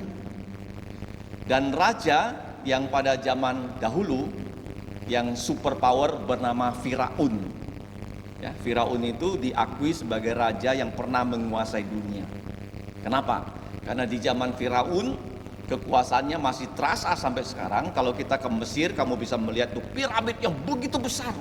Sampai sekarang orang nggak tahu bagaimana membangun piramid yang ukurannya itu 10 kali Borobudur. Kalau kamu pernah ke Borobudur ya, piramid itu 10 kali lebih besar daripada Borobudur. Orang sampai sekarang nggak tahu bagaimana mengangkat batu yang besar itu sampai ke puncak piramid. Kalau diangkat dengan helikopter nggak mampu tuh helikopter mengangkat. Kalau dengan keren mana ada setinggi itu. Batunya besar-besar. Itu Raja Firaun. Kamu kalau lihat ya, Raja Firaun, saya pernah lihat patungnya di Kairo. Dia terbaring ya, dan dia memakai sepatu. Ya, sepatunya itu di bawah sepatunya itu ditulisin nama. Nama apa yang ditulis di situ? Nama dari semua musuhnya. Nah sekarang sepatunya Yesus, ya, kalau kita baca Mazmur 110, ya, semua musuh-musuh Yesus akan dikalahkan oleh Tuhan Yesus. Dan sepatunya Tuhan Yesus, ada musuh-musuhnya yang dikalahkannya sudah dan yang kelak akan dikalahkannya. Apa musuh yang pertama dikalahkan oleh Tuhan Yesus? Maut. Maut. Ya, Tuhan Yesus sudah bangkit dari kematian. Dia mengalahkan maut. Dia menelan maut. Dan musuh-musuh Yesus yang berikutnya itu adalah mereka ini yang mengadili Yesus, yang tidak mau percaya Yesus. Ya, para pemimpin itu, PAI itu, yang tidak mau percaya Tuhan Yesus. Dan yang ketiga, roh-roh jahat dan iblis, semua juga akan dikalahkan. Ya, waktu Yesus datang kedua kali, mereka semua akan dilempar ya, ke dalam danau api. Nah sekarang pertanyaannya, kalau nama kita tidak di buku kehidupan, maka nama kita itu ada di mana? Di sepatunya Yesus. Sekarang pertanyaannya, namanya kamu ada di buku kehidupankah? Ya, dari anak domba Allah, buku kehidupan Tuhan Yesus, atau ada di sepatunya Yesus? Kalau nama orang sampai ditulis di sepatunya Yesus, di telapak kaki Yesus, orang itu akan masuk ke neraka selama-lamanya. Nah, bagaimana sampai nama kita jangan ada di situ? Caranya sederhana saja, nanti akan saya jelaskan. Kamu sekarang harus percaya Yesus. Yesus itu akan menghapus segala dosa kamu. Nanti kamu lihat ya, dengan darahnya yang mengalir di atas kayu salib. Jadi waktu Yesus ya berkata demikian, bahwa dia akan datang nanti ya di angkasa, dan waktu dia datang di angkasa, orang yang mati dalam Tuhan Yesus ya, di gereja kita banyak anggota keluarga kalian atau keluarga saya yang sudah mati, tapi mereka percaya Yesus, dan mereka itu akan bangkit dan mereka akan punya tubuh mulia. Dan kalau kita sekarang percaya Yesus, kita diberi tubuh mulia, nanti kita akan bertemu Yesus di angkasa. Kenapa di angkasa? Karena angkasa itu tempatnya begitu luas. Nah, di muka bumi ini tempat yang paling besar yang orang bisa bertemu sampai ratusan ribu itu stasiun sepak bola. Katakanlah stasiun sepak bola di Pontianak. Saya nggak tahu berapa puluh ribu orang bisa bertemu di situ. Kalau di Jakarta mungkin ya bisa sampai 100 ribu. Tapi saya pernah baca stadion sepak bola yang paling besar itu ada di Barcelona. Ya, markasnya Barcelona. Bisa 150 ribu orang di situ. Nah, kalau Tuhan Yesus datang ke bumi, berkumpulnya di situ gak cukup loh. Karena orang yang percaya Yesus jutaan. Ya kan? Jadi bertemunya harus di mana? Di angkasa. Ya, lebih luas dari lautan loh. Sekarang pertanyaannya, kamu sudah percaya Yesus nggak? Kalau nggak percaya Yesus, kamu ditinggal di bumi ini akan dihajar dengan malapetaka yang lebih mengerikan daripada COVID-19 ini yang mati hanya ratusan ribu loh. Kalau kamu baca Wahyu pasal 6 sampai 19, yang mati pada saat itu, yang tidak mau percaya Yesus, itu sampai separuh penduduk bumi. Sekarang penduduk bumi 7 miliar, yang akan mati itu 3,5 miliar loh. Sampai nggak bisa dikubur loh. Sampai Allah tuh kirim burung untuk makan jenazah-jenazah itu. Apakah kamu sudah percaya? Karena di bumi ini tidak ada tempat yang luas untuk orang Kristen bertemu, berjuta-juta manusia, jadi di angkasa. Tidak ada batasnya. Yang kedua, di bumi ini tempatnya sudah tidak aman. Kamu nggak bisa lagi pakai masker, kamu nggak bisa masuk bunker, semua kena tulah kalau tidak percaya Yesus. Makanya sekarang waktunya kita percaya Yesus. Nah, jadi waktu Yesus berkata begitu, imam besar itu ya karena dia dirasuki iblis ya. Orang kalau dirasuki iblis, begitu mendengarkan firman Tuhan, reaksinya apa? Marah. Ya, kalau kamu ditegur firman Tuhan, kamu marah. Itu bukan pekerjaan Roh Kudus. Itu pekerjaan roh jahat. Ya, orang yang mendengarkan firman Tuhan dan merasa ditegur, dia akan seperti Daud. Dia akan bilang sama Nathan, sama nabinya Tuhan, betul saya berdosa.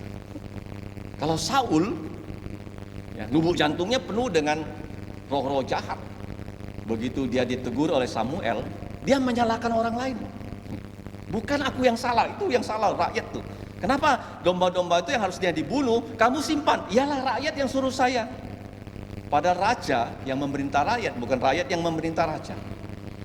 Nah, jadi Tuhan Yesus ketika dia berkata begitu, kamu lihat ya, para pemimpin yang TAI itu marah besar sama Yesus dan mereka menggoyakkan pakaiannya, dan imam kepala itu berkata, ia menghujat Allah. Ia menghujat Allah. Padahal ya itu adalah nubuatan sesuai dengan Alkitab Mazmur 110. Mesias itu akan datang di angkasa dan kelak akan mengalahkan semua musuhnya. Dan imam besar itu membalikkan firman Tuhan. Ya, seperti Yesus waktu dia mengusir setan, dan para pemimpin yang TAI itu berkata dia menggunakan kuasa penghulu setan untuk mengusir setan. Mereka yang menghujat Allah, bukan Yesus yang menghujat Allah.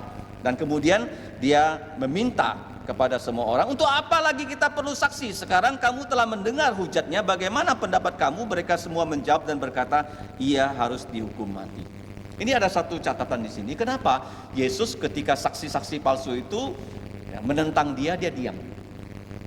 Tuhan Yesus tahu ya, semua saksi-saksi itu dibayar oleh ya, para pemimpin Yahudi. Dia nggak mau melayani mereka. Tetapi ketika imam besar itu berkata, Yesus memberi jawaban. Karena imam besar ini sesungguhnya adalah otak dari saksi-saksi palsu itu. Ya, penjahat yang sesungguhnya, imam besar itu ketika dia berkata begitu, ketahuan tuh siapa saksi palsu yang paling palsu, yaitu imam besar. Jadi kita tahu pengadilan ini paling tidak adil satu, karena pertama ya, yang mengadili Yesus itu TAI. Yang kedua, temponya, timingnya malam hari. Yang ketiga, tujuannya adalah supaya Yesus harus dihukum mati. Itu tujuannya. Yang keempat, kenapa Tuhan Yesus sampai mau ya diadili oleh pengadilan yang seperti itu? Dan kalau kita lihat ya ayat 67, lalu mereka meludahi mukanya Yesus, meninju Yesus, dan orang-orang lain memukul dia. Jadi ada yang satu meludahi Yesus, yang kedua meninju Yesus. Kamu tahu kan meninju kan? Dengan telapak ini ya, gempalan tangan kan, itu namanya tinju kan. Kalau memukul apa? Bisa dengan apa? Tongkat. Ya, beda ya. Jadi Yesus diludahi, ya, Yesus ditinju, ya, dan dipukul. Mungkin ditempeleng. Ya, kamu bayangkan ya, putra Allah menjadi putra manusia. Kenapa dia mau diperlakukan seperti itu? Ada 4 alasan. Ingat ya, Yesus itu menderita supaya dia menggantikan kita. Jadi penderitaan yang kita lihat di sini, yang dialami Yesus, mulai dari dia ditangkap di Taman Getsemani sampai dia mati di salib, itu tidak pantas dia terima. Kalau Yesus mau ngomong beberapa kata, semua musuhnya kalah. Kalau Yesus mau membela diri, tidak ada orang yang bisa menyakiti dia. Kenapa dia diam di situ? Karena dia sedang menggantikan kamu dan saya. Dosa-dosamu lah, dosa-dosa saya yang membuat Tuhan Yesus menderita seperti itu loh. Yesus itu rela diludahi, Yesus rela ditinju, Yesus rela ditempeleng. Kamu pernah kena tempeleng nggak?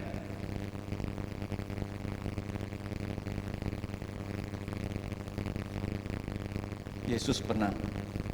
Kenapa? Untuk dosamu dan dosa saya. Kita punya pikiran jahat, kita punya kata-kata kotor, kelakuan kita berdosa.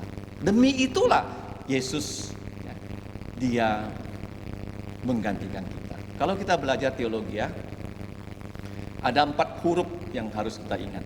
P, G, T, K. Ya, PG itu seperti playgroup ya. Taman kanak-kanak kan ada PG kan? Setelah itu ada TKA, TKB. Ingat ya, PG, T, TK. P itu apa? Pilih. Allah sudah pilih kita orang percaya sebelum dunia diciptakan. Jadi kalau kamu sekarang mendengarkan Injil, kamu percaya Injil, kamu adalah orang yang dipilih oleh Allah. Kalau dipilih oleh Allah, lebih penting daripada orang itu bisa dipilih jadi presiden. Mengerti? Jadi kalau kamu sekarang bisa percaya Tuhan Yesus, siapa yang memilih kamu? Bukan kamu yang memilih Yesus. Yesus yang memilih kamu. Yang kedua, setelah kita dipilih, PG. G itu apa? Ganti. Yesus itu menderita seperti itu, dia menggantikan kamu loh. Dia rela diludahi. Kenapa? Karena Tuhan Yesus itu kalau kita baca dalam Yesaya 53. Mari kita buka. Kenapa dia rela diperlakukan seperti itu, diludahi, ditinju, kemudian ya, dipukul? Yesaya 53 ayat 3. Ya, kita baca bersama-sama. 53 ayat 3, 4 dan 5. Yesaya 53, ia dihina, ya, jadi tadi ya, diludahi, ya, dipukul dan ditinju, dihindari orang, seorang yang penuh kesengsaraan dan yang biasa menderita kesakitan. Ia sangat dihina sehingga orang menutup mukanya terhadap dia, dan untuk kita pun dia tidak masuk hitungan. 4, tetapi sesungguhnya, nah ini penyakit kitalah, dosa-dosa kitalah yang ditanggung Yesus, dan kesengsaraan kitalah yang dipikulnya, padahal kita mengira dia kena tulah, dipukul dan ditindas Allah. Ayat 5, tetapi dia tertikam oleh karena pemberontakan kita dan diremukkan oleh karena kejahatan kita, ganjaran yang mendatangkan keselamatan untuk kita ditimpakan kepadanya, dan oleh bilur-bilurnya, oleh darah Yesus yang mengalir, dosa kita itu disembuhkan. Jadi di sini jangan lupa P, Allah memilih kita. G, kalau dia memilih kita, dia tidak mau kita masuk neraka, dia memerintahkan putranya ganti kita, ya, mentaati seluruh firman Tuhan dan mati untuk dosa kita. G, T, tebus, ya, tebus. Apa itu tebus, ya? Tebus itu dia membeli kita dengan darahnya. Makanya di perjamuan kudus itu ada cawan yang berisi anggur, dan anggur itu melambangkan darah Yesus. Tidak ada yang bisa menghapus dosa kita loh selain darah Yesus. Kalau Yesus tidak disalibkan dan darahnya tidak mengalir di atas kayu salib, kita semua masuk neraka. Kamu bayangkan ya. Karena Yesus itu darahnya mengalir, maka kita itu dibebaskan dari segala dosa. Nah, iblis itu satu dari gelarnya adalah setan. Apa itu setan? Setan itu penuduh, ya, penuduh. Dan kalau kita baca dalam kitab Zakaria pasal 3, ada seorang imam besar bernama Yosua, dia dituduh ya sebagai orang berdosa. Dan setan bilang langsung lemparkan Yosua itu ke dalam neraka. Tapi Yesus ya, dia memberikan kita keselamatan dengan apa? Menjalankan seluruh hukum Taurat. Kalau kita baca Yesaya 61 ayat 10, dia memberi kita orang yang percaya itu jubah keadilan. Artinya semua hukum Tuhan Yesus jalankan satu persatu. Yang kedua, dia bukan hanya P, G, T, K.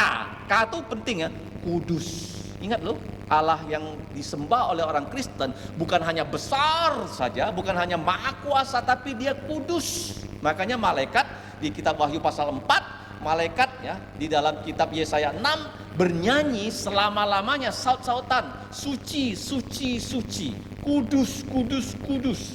Itu kata kunci loh dari Allah kita. Allah kita itu Selain dia kasih, selain dia adil, dia adalah kudus. Jadi dia menguduskan kita dengan darah Yesus. Kalau kita mengaku dosa waktu kita berlutut ya, terasa enteng kan kalau kita mengaku dosa hanya ngomongnya. Tapi jangan lupa loh, untuk dosa kita bisa dihapus, Yesus harus disalibkan. P, dia pilih kita, hanya pilih saja tak cukup loh. Dia tunjuk Yesus menggantikan kita, menjalankan seluruh firman Tuhan, ganti kita, mati di salib. Karena waktu Yesus disalib, seluruh murka Allah itu ditimpakan pada Yesus loh. Makanya waktu Yesus disalib, itu langit jam 12 siang sampai jam 3 gelap gulita. Dan pada saat Yesus disalib, dia ganti kita untuk menebus dosa kita dengan darahnya. Dosa kita bisa dihapus. Yang terakhir, K, dia kuduskan kita dengan darahnya, dengan firman-Nya, dengan Roh Kudus. Kalau kamu mendengarkan firman Tuhan, kamu merasa ditegur, itu pekerjaan Roh Kudus. Dan Roh Kudus itu bukan hanya mau menegur kita, tapi dia mau kita bertobat. Kalau hanya ditegur, dia tidak kasih kita kuasa bertobat, itu bukan Allah. Allah menegur kita, dia ingin kita menjadi orang yang lebih kudus. Jadi kalau kita lihat dalam pengadilan ini, kenapa Yesus rela? Ada 4 hal. A, karena dia adalah anak domba Allah yang tadi kita baca dalam Yesaya 53, waktu dibawa kepada pembantaian ayat 7, dia dianiaya, dia ditindas, dia tidak membuka mulutnya. Kalau kamu lihat binatang yang waktu disembelih dia tidak membuka mulut, itu domba, anak domba. Jadi anak domba itu begitu dibawa ke tempat pembantaian, dia tidak keluar suara. Yesus itu rela mati untuk dosa kita. Kemudian seperti induk domba ayat 7 Yesaya 53 yang keluh, ya tidak berbuka suara di depan orang yang menggunting bulunya, ia tidak membuka mulutnya. Jadi yang pertama, kenapa Yesus diam? Yang pertama karena dia anak domba Allah. Yang kedua, siapa yang menyiksa Yesus, menghina Yesus, memukul Yesus? Kalau kamu baca dalam kitab Mazmur 22, itu adalah banteng-banteng Basan. Para pemimpin ya, TAI itu adalah banteng-banteng Basan. Banteng itu kalau menanduk ya, mereka itu sangat kasar dan ya, korbannya itu akan mampus. Jadi Yesus itu dikeroyok oleh pemimpin-pemimpin itu. C. Nah, apa itu C? Kalau kamu baca dalam tadi bacaan kita, Tuhan Yesus itu dicaci maki. Coba kita buka lagi ayat yang ke-68. Matius 26. Dan setelah mereka meludah Yesus, mereka meninju Yesus, mereka memukul Yesus, dan mereka berkata, "Coba katakanlah kepada kami, hai Mesias, siapakah yang memukul engkau?" Kemungkinan mereka pukul Yesus dari belakang, atau Yesus matanya itu ditutup dengan kain. Jadi Yesus tidak melihat secara fisik siapa yang memukul dia. Dan kalau kita lihat di sini, Yesus dicaci maki oleh musuhnya. Kalau engkau Mesias, coba kamu kasih tahu siapa yang memukul kamu. Bahkan kalau kita melihat dalam pasal 27, mereka juga berkata, kalau engkau Mesias, ya turun dari salib dan kami akan percaya engkau. A, anak domba Allah. B, ya, banteng-banteng Basan mengurut Yesus. C, caci maki dari musuh-musuh Yesus, ya, itu dia harus tanggung. Bahkan Yesus di sini dia berdoa ya untuk musuh-musuhnya. Walaupun dia dicaci maki, dia disakiti, tapi kalimat yang pertama yang keluar dari mulut Yesus waktu dia disalib, "Ya Bapa, ampunilah mereka karena mereka tidak tahu apa yang mereka perbuat." Kemudian kalau yang terakhir kita lihat D. Yesus setelah itu dipakaikan dengan mahkota duri. Mengalir darahnya dari atas kepalanya. Ya, kepalanya disakiti. Padahal Yesus tuh ya kepalanya selalu memikirkan ya yang terbaik untuk manusia. Tetapi Kepala yang selalu berbuat baik itu malah sekarang disakiti. Kenapa Yesus disakiti? Ya, supaya kita tidak lagi menderita sakit yang tidak pernah selesai, yaitu di dalam neraka. Ya, sekarang dunia ini sedang sakit karena COVID. Tapi ada satu hal yang masih diharapkan dunia, yaitu kalau vaksinnya bisa ya, diberi oleh Tuhan, tahun depan kemungkinan hidup ya, lebih tidak seperti sekarang. Kalau vaksinnya ketemu, masih ada harapan. Tapi kalau manusia tidak percaya Yesus, ya dilemparkan ke dalam neraka, sakitnya itu selama-lamanya. Yesus tidak mau kita sakit selama-lamanya, maka dia sakit untuk kita. Yang kedua, Yesus itu waktu disalib dia berkata, aku haus. Kalau sekarang kita haus, kita bisa minum. Tapi kalau kamu baca dalam Injil Lukas, ya, orang kaya itu masuk dalam neraka, satu tetes air pun dia tidak bisa minum. Yesus itu sakit untuk kita, supaya kita jangan sakit lagi. Yesus itu haus untuk kita, supaya kita jangan haus lagi. Yesus itu ya, dalam salib berkata, Allahku, Allahku, mengapa engkau meninggalkan aku? Artinya apa?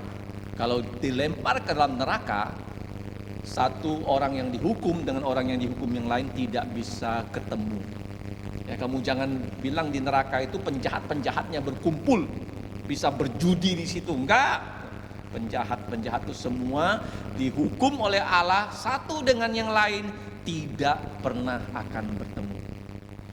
Ingat, P dia pilih kita, G dia ganti kita, T dia tebus kita dengan darahnya yang mengalir, K dia kuduskan kita. Caranya apa?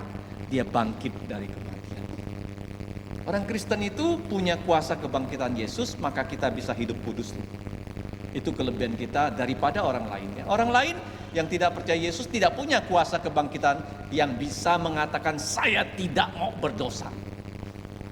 Ya, kalau kamu ingin bertobat, jangan lupa ya, bukan hanya darah Yesus, ya, bukan hanya firman Tuhan dan Roh Kudus, kamu punya kuasa kebangkitan Yesus yang sudah mengalahkan dosa, mengalahkan maut.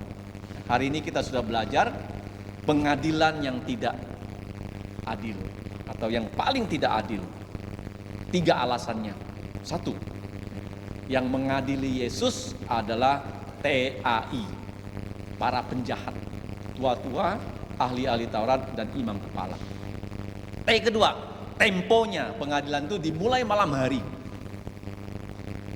Yang ketiga, tujuan untuk mengadili Yesus bukan mau mencari Yesus itu bersalah tak bersalah, tujuan mereka Yesus harus mati. Makanya dikumpulkan saksi-saksi palsu.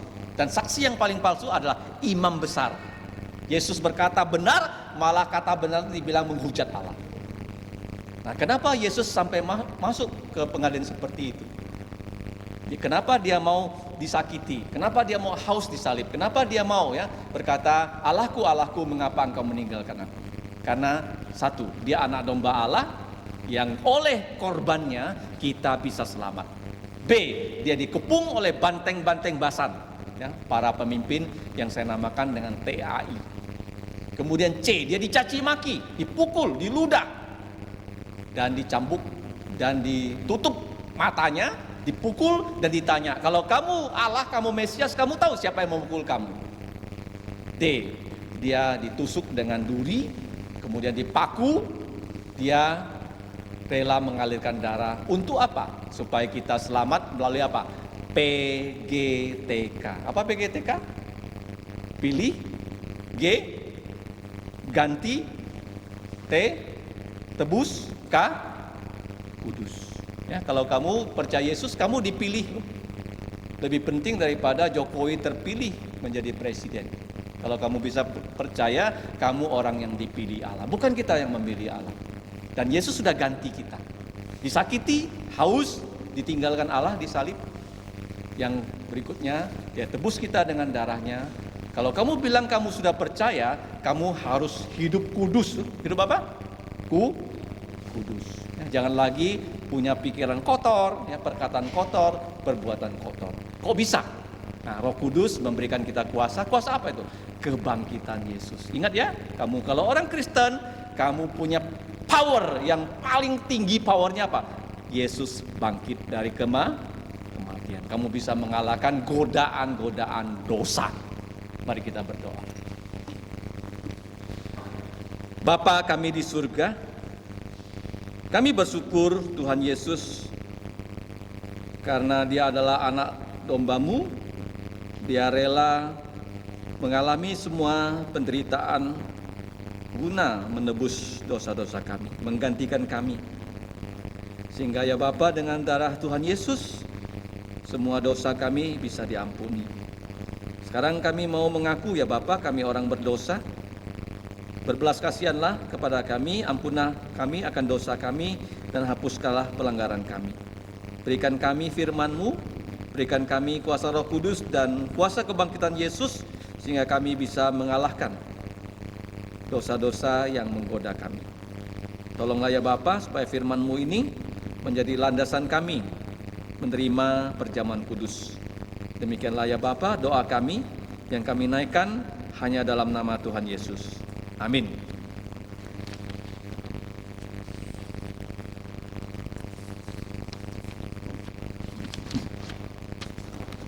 Selanjutnya perjamuan kudus.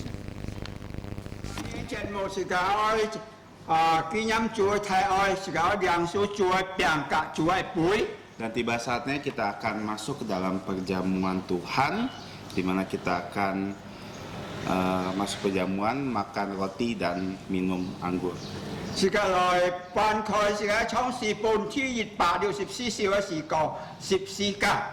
Dan kita akan menyanyikan pujian nomor 164, dekat ke salib-Mu. Dan kita akan sama-sama bernyanyi lagu ini.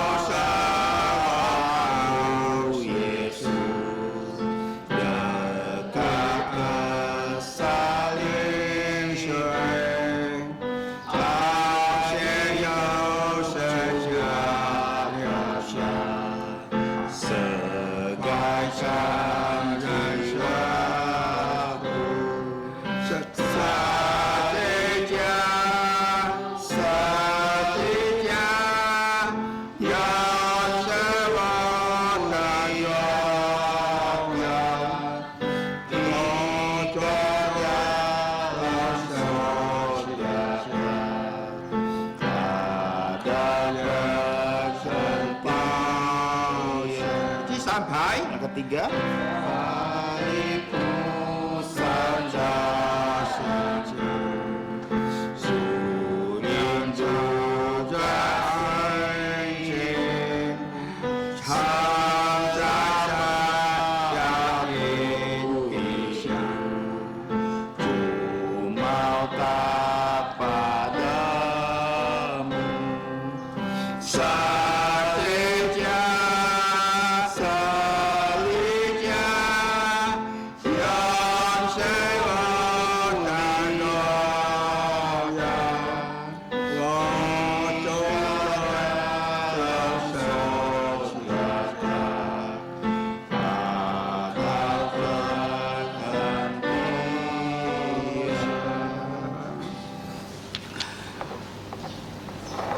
两手的家家的边个杯之前是来看日少的个日出先見26章，馬太26章27到30節。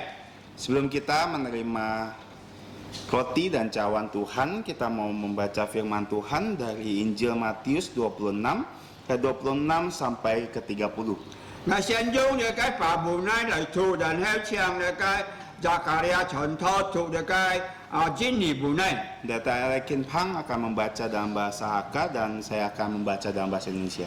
實力先傳，馬太26章26節，他們吃的時候，耶穌拿起餅來，祝謝了，就擘開賜給門徒說：你們拿着吃這個係我身體。要拿起餅來。就拿起杯來祝謝了，賜給他們說：你們都喝這個，然尾這我列在一日，必當然流出來，是取的沙。但我告訴你們，從今以後，我不再喝這葡萄汁，切定當我在我父的國裏，同你們喝新的那日子。30節，他們常有時超出來幫橄欖山去。 Injil Matius 26 ayat 26 sampai 30 penetapan perjamuan malam. Dan ketika mereka sedang makan, Yesus mengambil roti, mengucap berkat, memecah-mecahkannya, lalu memberikan kepada murid-muridnya dan berkata, "Ambillah, makanlah, inilah tubuhku." Sesudah itu ia mengambil cawan, mengucap syukur, lalu memberikan kepada mereka dan berkata, "Minumlah kamu semua dari cawan ini, sebab inilah darahku, darah perjanjian yang ditumpahkan untuk banyak orang untuk pengampunan dosa. Akan tetapi aku berkata kepadamu, mulai dari sekarang aku tidak akan minum lagi hasil pokok anggur ini sampai pada hari aku meminumnya, yaitu yang baru bersama-sama dengan kamu dalam kerajaan Bapakku." Sesudah menyanyikan nyanyian pujian, pergilah Yesus dan murid-muridnya ke Bukit Zaitun. Amin.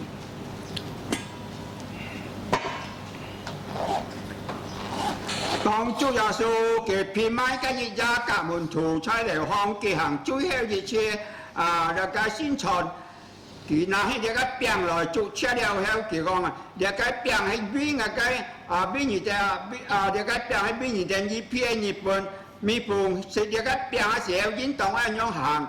未必係紀念主耶穌基督嘅太愛，是個愛俾呢個餅來禱告，唱在教呢個傳統大量是個禱告。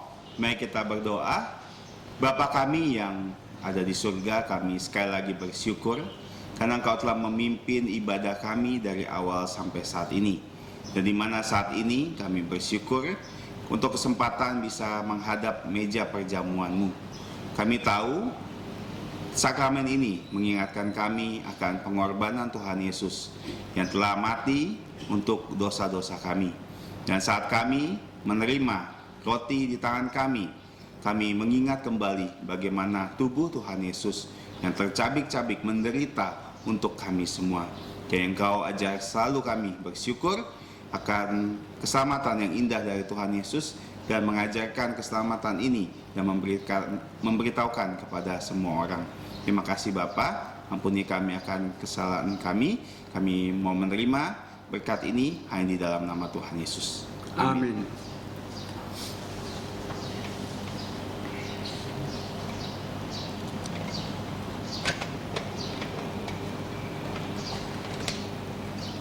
凡咩兩數兩個餅啊，應該係數細了嘅弟兄姊妹。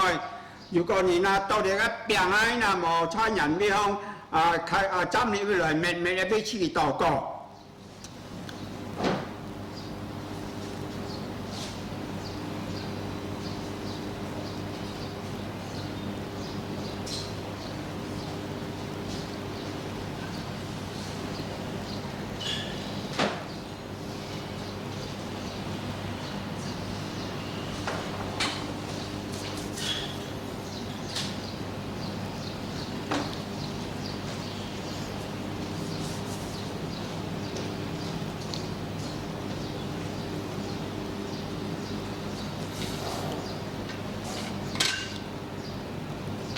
弟兄姊妹，是家呢個拿到呢個餅，是家每個人都存着感恩心來感謝是家嘅上帝，在主面前來承認是家切吹歌，讓主耶穌基督能夠三面是家每個人吹歌，是都是家能夠信心更加堅固，忠心來跟隨佢，即是都人人為耶穌做見證，是家來兩數呢個餅。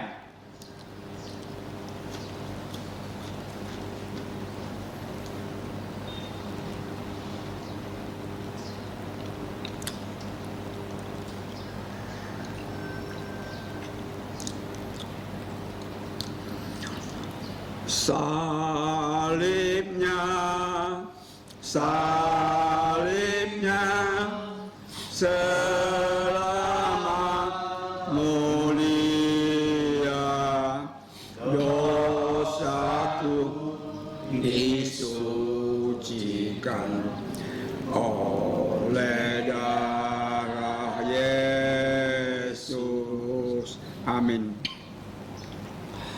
Phán heo Chúa Giêsu kỳ na hi địa cách bùi lời Chúa cha địa gì heo kỳ con địa cách bùi hay chúng là cái khi gạch sau đi bé xin cho ni bùn ni mi ni nang địa cái Yang su địa bùi sẽ có chuẩn cho cầm em xem rồi cầm cha Chúa sĩ ca lại biết địa cách bùi to co tên chàng địa cái mùng em chí xuống biết địa cái bùi to co.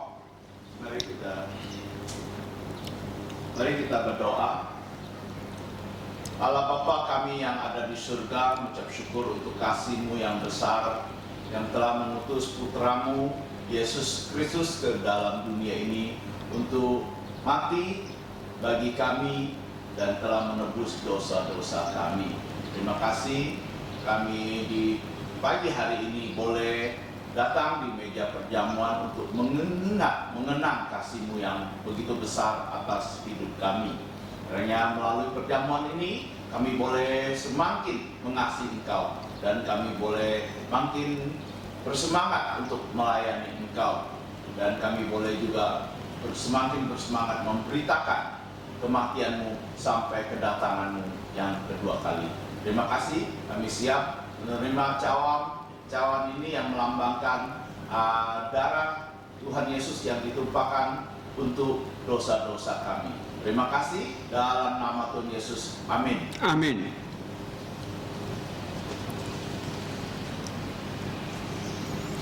Trong弟兄姊妹都在背人量没被去祷告神因是家吹在主的面前，用是家每个人的吹都在主的上面，用是家今天能够在主的真堂能够俾佢發光做見證。帶領更多人來相信耶穌。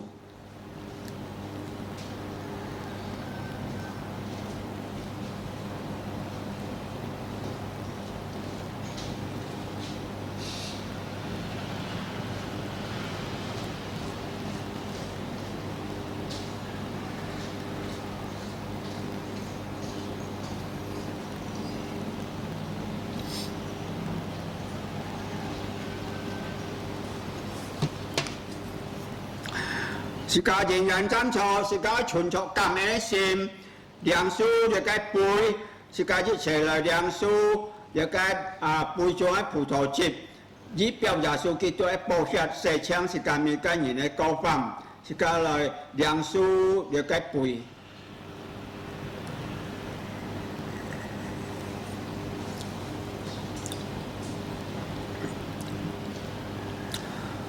Tuhan terima kasih, Tuhan terima kasih, Tuhan di dalam surga, ku ucap terima kasih, amin.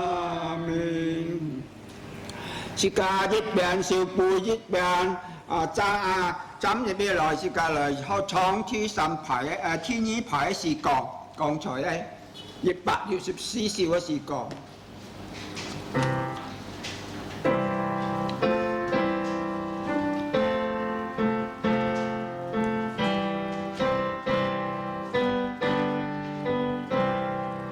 我來到就是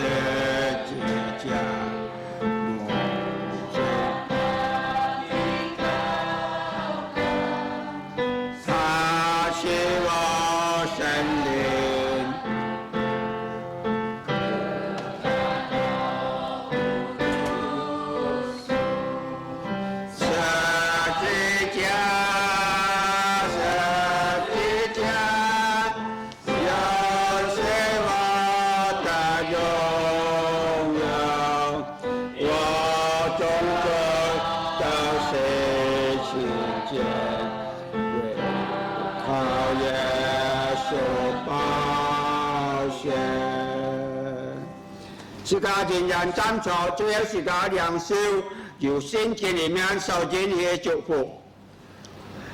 當然我主耶穌基督恩惠，天父上帝慈愛，聖靈嘅感動與交通，常常與眾弟兄們同在，从今时一直到永永远远。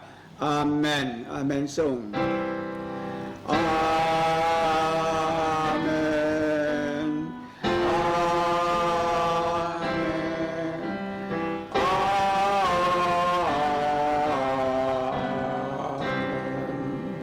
門。向從麥到山飛，讓上帝祝福大家。